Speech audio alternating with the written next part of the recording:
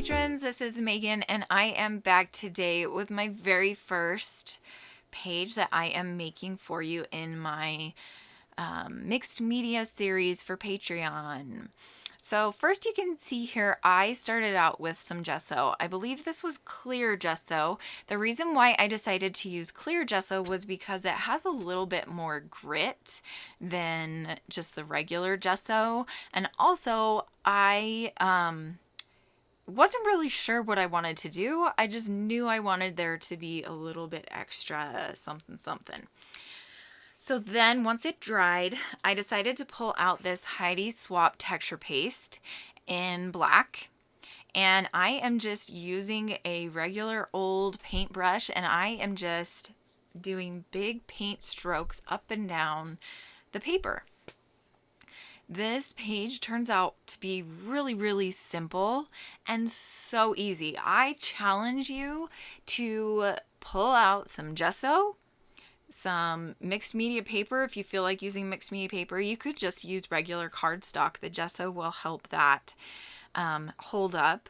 And then also some acrylic paint, and just paint your background. That's the first step that I want you to start with. You can see here that I also have I filled up a jar of water so that I could wash off my brush.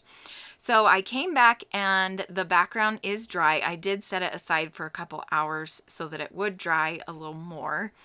And what I'm going to do is I am just going to use some acrylic paint, and I am painting on this through this stencil.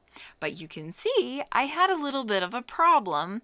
The acrylic paint wasn't thick enough. So I'm going to go and pull out just the regular gesso, and that completely changes the color of the teal that I wanted to use. And so I decided to pull out my golden molding paste.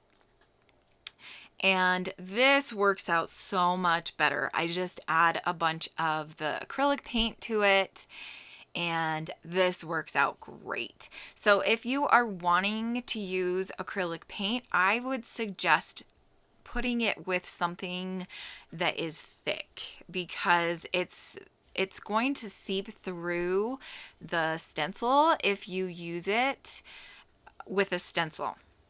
So now what I'm doing is I'm just kind of adding a little bit of color to the top and the bottom.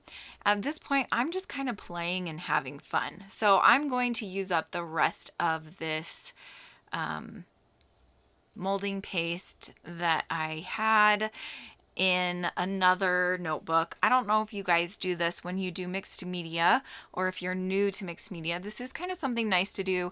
Usually when I do mixed media, I have leftover paint or, media, whatever that I used. And so it's nice to have an extra journal to just put the excess into for next time. Inky Quill does that a lot too, and I think that's probably where I picked it up from. I think I've seen Amy Tangerine do that as well, but I could be making that up in my head. I don't really watch her a lot anymore. So I had just cut out a couple of butterflies. These are cut to you cut files, and I kind of had messed it up when I was pulling it off of the background, and so I decided to add it to this page and just kind of make it a little messy. So I add some blue to it and glue it down. And there's another butterfly that I'm going to have a hard time getting off the mat as well. I don't know what's going on with my silhouette, but I am having such a hard time. And I'm just using regular cardstock paper. I'm not using thick paper, but it is not cutting the designs out all the way.